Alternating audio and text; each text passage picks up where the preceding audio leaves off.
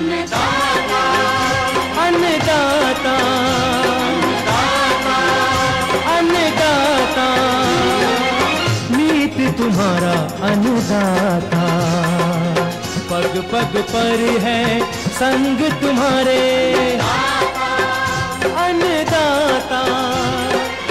लहू किसानों का बन के पसीना सींचता है धरती का सीना, मेहनत का तेरी हक दिलवाने, नई तकनीक नई खोज बताने। पशुधन को गुणवान बनाना, पौध सुरक्षा को सिखलाना, खेती के सब गुर समझाने, भारत का सरताज बनाने, आठों पहर है संग तुम्हारे अन्नदाता अन्नदाता। नमस्कार, मैं हूं अवंतिका श्रीवास्तव। आप सभी दर्शकों का अन्नदाता कार्यक्रम में स्वागत करती हूं। किसान का जीवन बहुत मुश्किल होता है। वो अपने खेतों में लंबे समय तक काम करते हैं, उसका ध्यान सदैव फसल में ही लगा रहता है, अपनी कड़ी मेहनत की ताकत पर अपना जीवन व्यतीत करते हैं। और ऐसे ही किसानों की प्रगति के लिए हम खेती बाड़ी से जुड़ी हुई बहुत सी नई और लाभकारी जानकारियां हर रोज सुबह लेकर आते हैं। तो चलिए कार्यक्रम शुरू करते हैं। पहले देखते हैं क्या है आज के अन्नदाता में। अगेती आलू की उन्नत तकनीक से खेती करके कमाएं अच्छी आय। गुलाब की फसल में जरूरी कार्यों को करके लें अधिक फूलों का उत्पादन।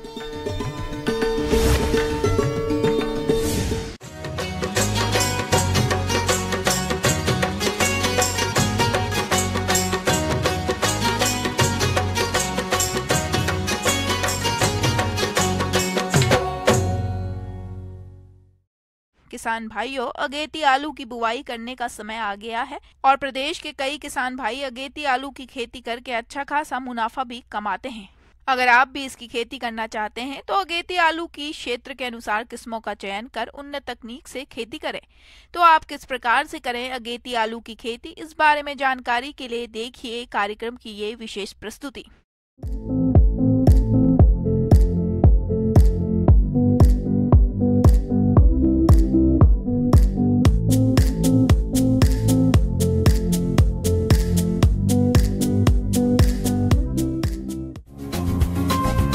भारत में आलू का उत्पादन मुख्यतः सब्जी के लिए किया जाता है। यहाँ कुल उत्पादन का करीब 90% सब्जी के रूप में प्रयोग किया जाता है। इसके अतिरिक्त इससे अच्छे प्रकार का स्टार्च और अच्छा प्रोटीन भी मिलता है। तो हमारे जो किसान भाई किसी कारणवश खेतों में खरीफ फसलों की बुआई नहीं कर पाए या जिन किसानों की अधिक बारिश के कारण फसल नष्ट हो गई, तो वे इस समय अगेती आलू की बुआई करके अच्छी आय कमा सकते हैं। इसके साथ साथ आगे चलकर वो रबी फसलों की खेती भी कर सकते हैं। इसकी खेती के लिए अच्छे जल निकास वाली दोमट और बलुई दोमट मिट्टियाँ, जिसमें जैविक पदार्थ अधिकांश मात्रा में हो, उपयुक्त होती है। खेत की तैयारी के समय एक जुताई मिट्टी पलटने वाले हल से और 2 जुताइयां देशी हल या कल्टीवेटर से करके पाटा लगाकर खेत को भुरभुरा करके समतल कर लेना चाहिए। अब बात आती है खाद और उर्वरक प्रबंधन की। तो 20 टन सड़ी हुई गोबर की खाद, 250 किलोग्राम यूरिया, 180 किलोग्राम डीएपी और 170 किलोग्राम एमओपी का आप प्रयोग करें, जिसमें यूरिया की 80 किलोग्राम और अन्य खाद उर्वरकों की पूरी मात्रा बुआई के समय दें और शेष बची यूरिया की 170 किलोग्राम मात्रा का प्रयोग आप 30 से 35 दिन की खड़ी फसल में करें, जिससे आपके फसल की बढ़वार अच्छी होगी। किसान भाइयों, अगेती आलू की खेती के लिए आप कुफरी अशोका, कुफरी चंद्रमुखी, कुफरी पुखराज, कुफरी सूर्या, कुफरी बहार प्रजातियों का चयन करें, जो 75 से 85 दिनों में तैयार हो जाती हैं। जहां तक बीज दर की बात है तो 10 ग्राम वजन वाले कंदों का 12 से 15 क्विंटल और 30 ग्राम वजन वाले कंदों का 25 से 30 क्विंटल प्रति हेक्टेयर कंदों की आवश्यकता पड़ती है। किसान भाइयों, कंदों को हमेशा किसी प्रमाणित संस्थान से ही खरीदें। कंदों को रोगों से बचाने के लिए मैंकोजेब 2 ग्राम दवा को प्रति लीटर पानी में घोलकर कंदों को 10 मिनट तक डुबा रहने दें और उसके बाद इनको निकालकर छायादार स्थान पर फैला दें, जिससे दवा की परत कंदों पर सूख जाएगी। उसके बाद कंदों की बुआई करें। किसान भाइयों, कंदों की बुआई लाइनों में करें, जिसमें लाइन से लाइन 40 से 50 सेंटीमीटर और पौधे से पौधा 20 से 25 सेंटीमीटर की दूरी रखते हुए पोटैटो प्लांटर की सहायता से या हाथों से कंदों की बुआई करें। इस प्रकार किसान भाइयों, आप इन सभी बातों को ध्यान में रखते हुए यदि अगेती आलू की उन्नत बुआई करते हैं तो आपको आगे चलकर इस फसल से अच्छी उपज की प्राप्ति होगी। इसके साथ ही अगेती आलू लेकर आगे आने वाले समय में अन्य फसलों की बुआई करके अच्छी आय कमा सकते हैं। किसान भाइयों, अभी तक आपने खेती से जुड़ी हुई कुछ उपयोगी जानकारियां देखी।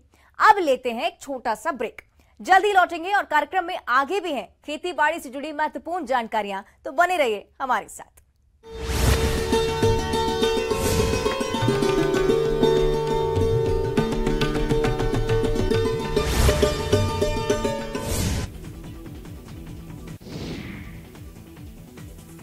अगर कुछ कर गुजरने का जज्बा हो तो हालात और मुश्किलें रास्ता नहीं रोक सकती। चूरू के गांव कांगड़ की छोटू देवी ने ऐसी ही मिसाल कायम की है। छोटू देवी ने अकेले अपने दम पर 65 शाही वॉल नस्ल की गायों का कलेक्शन किया हुआ है। पशुपालन में अपने इसी नवाचार के कारण छोटू देवी राज्य स्तर पर सीएम से सम्मानित भी हो चुकी हैं। छोटू देवी का गायों के प्रति प्रेम और स्नेह ऐसा है कि इन सभी छोटी बड़ी 65 गायों को वह अपने हाथ से चारा पानी खिलाती हैं।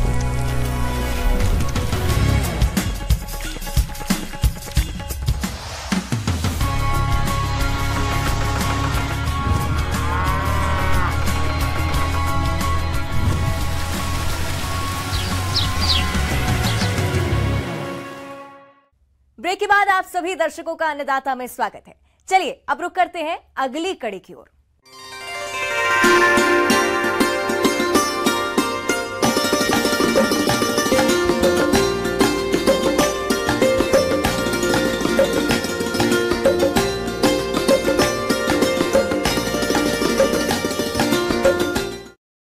फूलों की बढ़ती बाजार मांग को देखते हुए प्रदेश में बहुत से किसान भाई गुलाब की खेती कर रहे हैं, लेकिन वे गुलाब के फूलों की अधिक पैदावार तभी प्राप्त कर सकते हैं जब गुलाब की फसल में किए जाने वाले कार्यों जैसे खरपतवार नियंत्रण, सिंचाई और कीट रोग नियंत्रण करना होगा। तो आप इन सब कार्यों को कैसे करें, इसकी समस्त जानकारी दे रही हैं डॉक्टर आराधना कुमारी।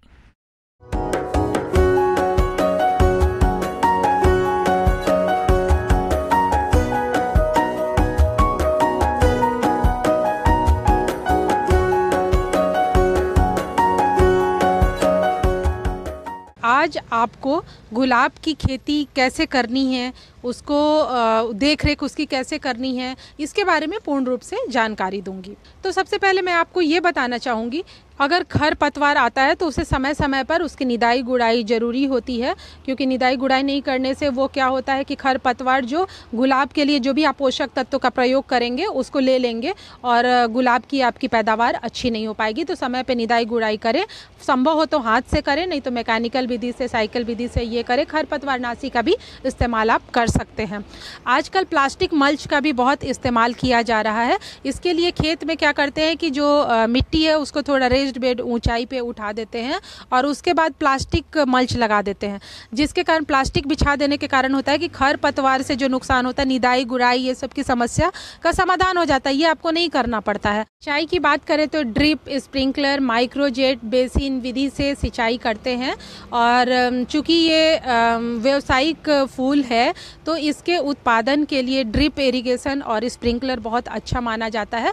कम पानी जहाँ है वहाँ भी इसको आप लगा सकते हैं। तो इससे देखा गया है कि जो उपज आती है बहुत अच्छी आती है, लागत भी कम आता है। तो हमारे किसान भाई इसको अपना सकते हैं और ये लाभप्रद होगा। और इसके बाद क्या है कि जल निकासी की संपूर्ण व्यवस्था करें, नहीं तो गुलाब का फूल सड़ सकता है, उसके तने सड़ सकते हैं, जड़ों में पानी लग सकता है। तो निकासी की व्यवस्था करें।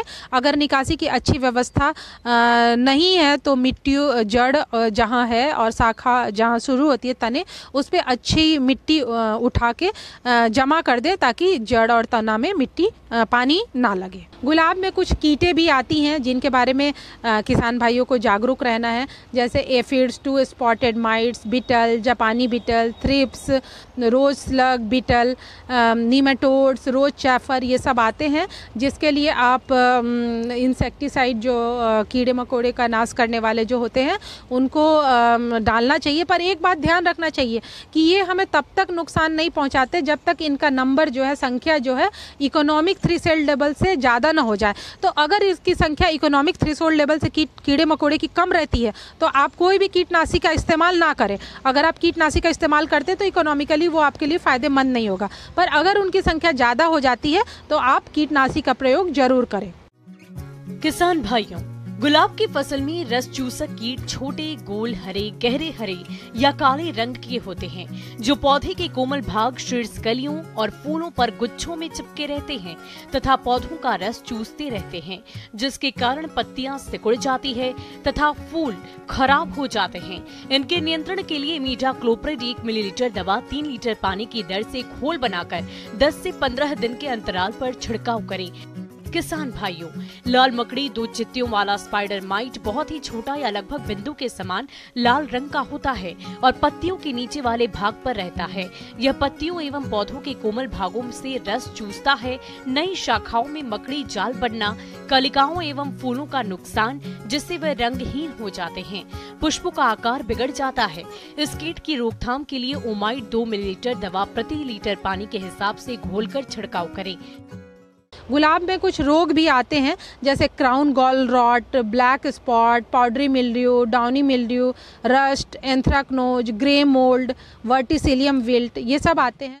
किसान भाइयों, डाईबैक रोग यह एक कवक जनित प्रमुख रोग है। ये पौधे के ऊपरी भाग से नीचे की ओर जाता है। सामान्यतः शाखाओं की कटाई के बाद कटे हुए स्थान से आगे बढ़ता है, जिसके कारण पौधे सूख जाते हैं। कवक के अलावा ये रोग उर्वरकों के अनुचित प्रयोग, अधिक सिंचाई, जल निकास की उचित व्यवस्था न होने से और प्रकाश के अभाव के कारण भी होता है। इसकी रोकथाम के लिए रोगग्रस्त शाखाओं को काटकर अलग कर दें, साथ ही कटे हुए भाग पर बोडो पेस्ट लगाएं और कॉपर ऑक्सीक्लोराइड 3 ग्राम दवा प्रति लीटर पानी की दर से फसल पर छिड़काव करना चाहिए। किसान भाइयों, भभूतिया रोग ये भी एक कवक जनित रोग है जो पौधे के सभी भागों पर सफेद चूर्ण के रूप में दिखाई देता है। तनों के साथ ही साथ कलियों पर भी रोग का प्रकोप होने पर फूल नहीं खिलते और पत्तियां झड़ने लगती है। इस रोग पर नियंत्रण पाने के लिए घुलनशील सल्फर 3 ग्राम को 1 लीटर पानी की दर से घोलकर छिड़काव करें। पत्ती धब्बा रोग ये गुलाब की फसल को बरसात के मौसम में अत्यधिक नुकसान पहुंचाते हैं। पीले भूरे से गहरे रंग के धब्बे पत्तियों और तने पर दिखाई देते हैं। रोगग्रस्त हिस्सा खराब होकर गिर जाता है। पत्तियों में छोटे छोटे छिद्र बन जाते हैं। इसकी रोकथाम के लिए रोगग्रस्त शाखा और पत्तियों को काटकर जला दें। साथ ही 10 से 15 दिन के अंतराल पर मैंकोजेब 2 ग्राम दवा का प्रति लीटर पानी की दर से घोल बनाकर 2 से 3 छिड़काव करें। एक बहुत महत्वपूर्ण बिंदु किसान भाइयों मैं बताना चाहूँगी कि कटिंग प्रूनिंग जिसको कहते हैं समय समय पर करते रहें, क्योंकि प्रूनिंग से क्या होता है कि नई शाखाएं निकलती है और उसमें फूल बहुत अच्छे आते हैं। तो अगर आप इन बातों का ध्यान रखते हैं तो निश्चित तौर पे मैं कहती हूँ कि आपको बहुत ही लाभप्रद आपके लिए सौदा होगा और आप गुलाब की खेती करना चाहेंगे। धन्यवाद। आगे और भी है खेती बाड़ी से जुड़ी हुई बहुत सी रोचक जानकारियां, पर यहां पर रुकेंगे एक और छोटे से ब्रेक के लिए। जल्द हाजिर होते हैं।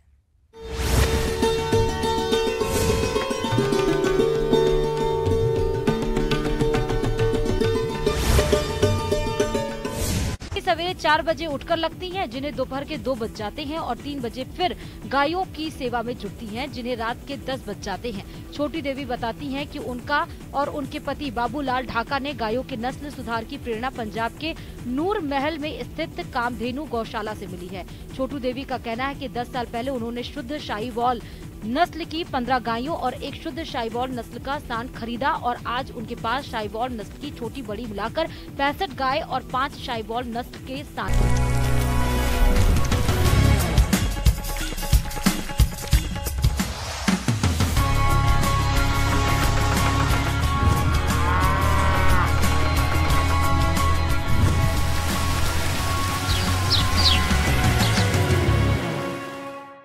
ब्रेक के बाद एक बार फिर से आप सभी दर्शकों का अन्नदाता कार्यक्रम में स्वागत है। बढ़ते हैं अगली प्रस्तुति की ओर।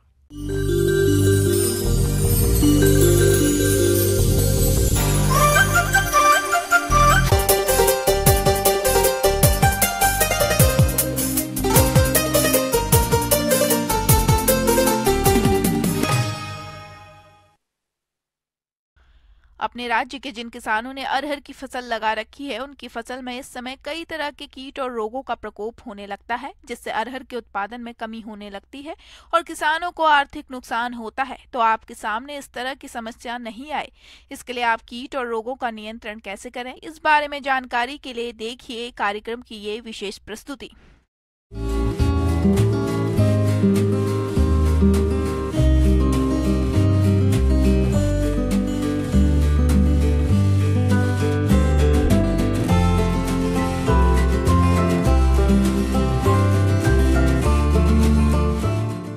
अरहर की दाल सबसे अधिक खाने में प्रयोग की जाती है और इसकी खेती वर्षा आधारित क्षेत्रों में अधिक की जाती है। अपने देश में इसकी खेती का वर्तमान में कुल एरिया 5.3 लाख हेक्टेयर है, लेकिन उपज की दर को देखें तो आज कई किसानों को 1 एकड़ एरिया से 30 किलोग्राम से भी कम उपज मिलती है, जबकि इसकी उपज की क्षमता प्रति एकड़ 5 से लेकर 12 कुंतल तक है और इस उपज को लेकर ही किसान अधिक मुनाफा कमा सकता है।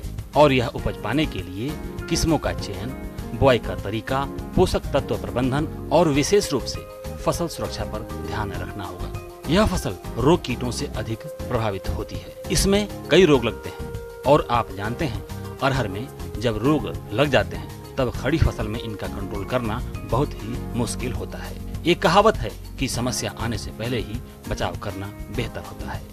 अरहर में लगने वाले रोगों में ओकठा, झुलसा और बांझपन मुख्य है। इनसे बचाव के उपायों में फसल चक्र अपनाना महत्वपूर्ण होता है।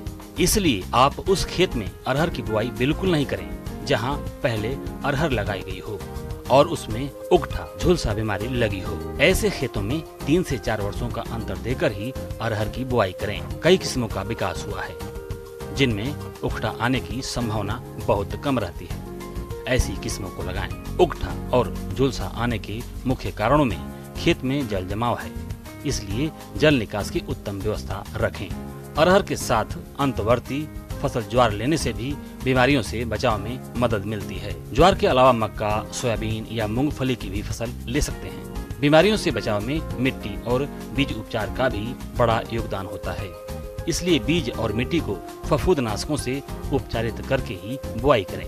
बीज और मिट्टी को उपचारित करने के लिए कार्बेंडाजिम या ट्राइकोडर्मा दवा का प्रयोग करें। मिट्टी उपचार के लिए ट्राइकोडर्मा बेहतर रहता है।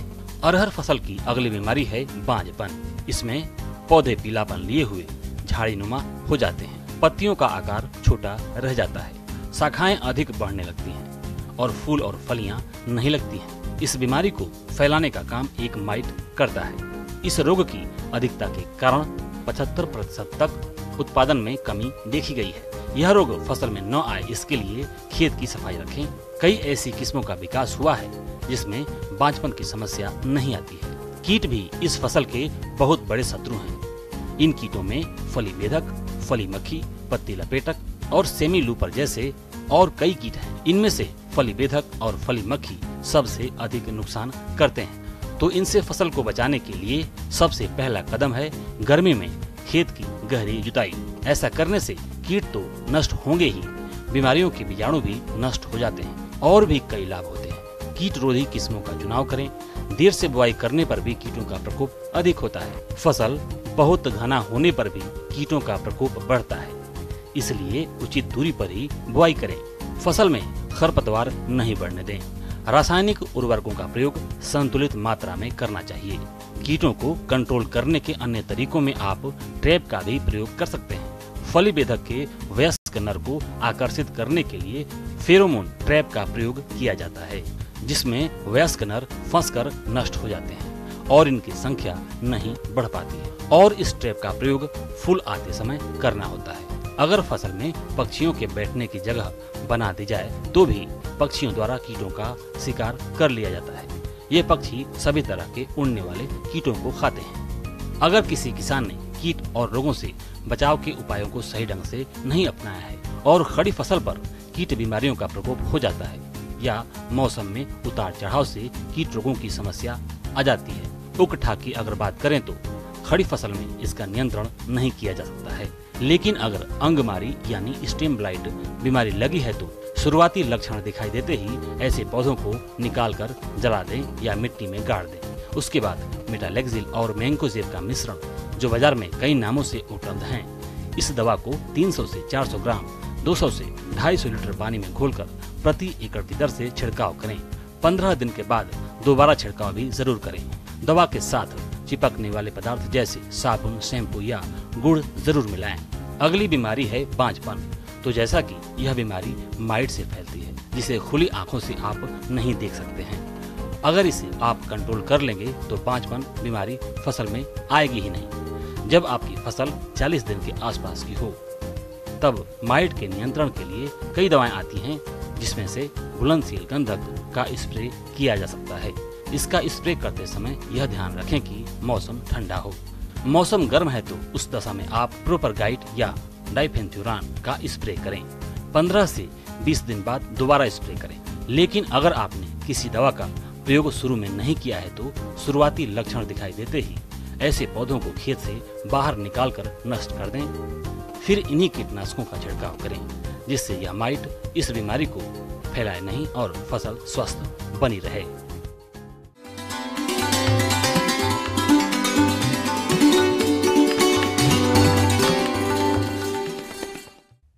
अन्नदाता हेल्पलाइन निशुल्क फोन संपर्क सेवा के माध्यम से आपके द्वारा पूछे गए प्रश्नों में से एक या दो महत्वपूर्ण प्रश्न को हम अपने कार्यक्रम में शामिल करते हैं।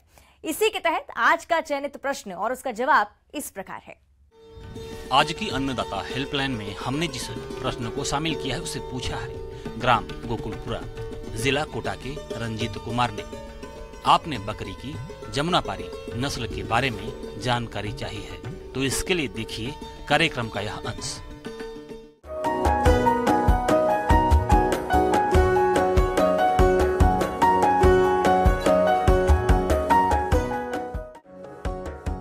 बकरी पालन किसानों को कम लागत में ज्यादा मुनाफा देने वाला व्यवसाय होता है, इसीलिए इसे गरीबों की गाय भी कहा जाता है।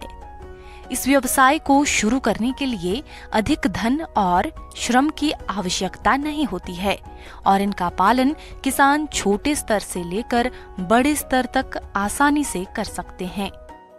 हमारे देश में बकरियों की लगभग 20 से अधिक नस्लें पाई जाती हैं, जिनमें जमुनापारी, ब्लैक बंगाल, सिरोही, तोतापरी, बीटल, बर्बरी और उस्मानाबादी नस्लें प्रमुख हैं। किसान भाइयों, आज हम बात करने जा रहे हैं बकरी की जमुनापारी नस्ल की। इस नस्ल का उत्पत्ति स्थान उत्तर प्रदेश का इटावा जिला है, लेकिन ये बकरी राजस्थान, पंजाब, हरियाणा, उत्तर प्रदेश, बिहार, मध्य प्रदेश और अन्य राज्यों में भी पाली जाती है। इस नस्ल की बकरी के पालन से किसानों को अच्छा मुनाफा मिलता है, क्योंकि ये नस्ल ज्यादा दूध और मांस देने के लिए जानी जाती है। जमुनापारी बकरी सफेद, काले, पीले, भूरे या फिर विभिन्न मिश्रित रंगों की होती है। इन बकरियों के पीछे के बाल लंबे और सींग छोटे नुकीले होते हैं। कान लंबे और बड़े मुड़े हुए होते हैं। इसके अलावा इस नस्ल की बकरियां अन्य नस्लों की तुलना में ऊंची और लंबी होती है। इस नस्ल की एक वयस्क बकरी का वजन 50 किलोग्राम से 80 किलोग्राम के बीच होता है।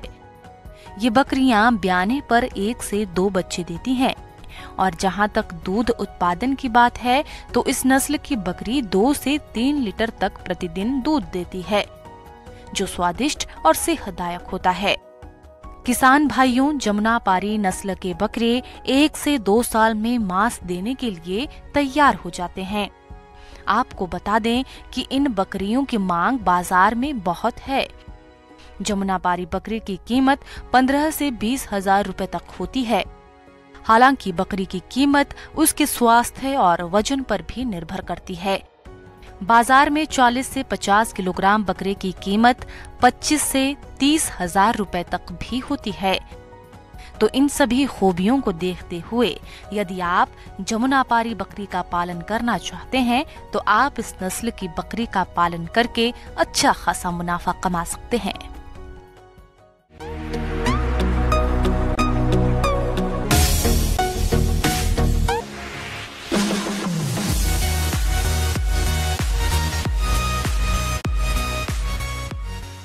आइए अब एक नजर डालते हैं राज्य के कुछ चुनी हुई मंडियों के प्रमुख फसलों के बाजार भाव पर।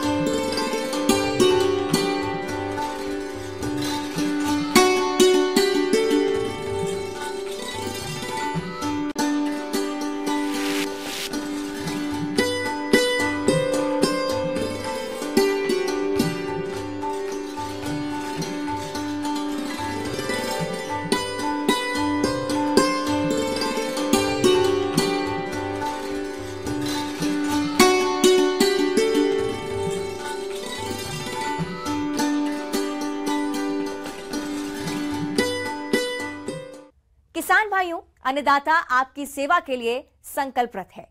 कृषि संबंधित समस्या और सुझावों के लिए आप हमें इस पते पर संपर्क कर सकते हैं। प्रोड्यूसर अन्नदाता, News 18 Rajasthan, Ramoji film city, Hyderabad 501512।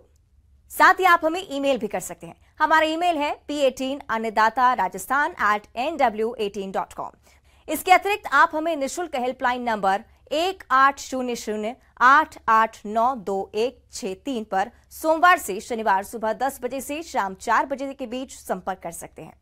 किसान भाइयों, अब समय हो रहा है आपसे विदा लेने का, तो हमारी अन्नदाता टीम को दीजिए इजाजत। कल फिर आपसे मुलाकात होगी कृषि संबंधित कुछ और महत्वपूर्ण जानकारियों के साथ। नमस्कार।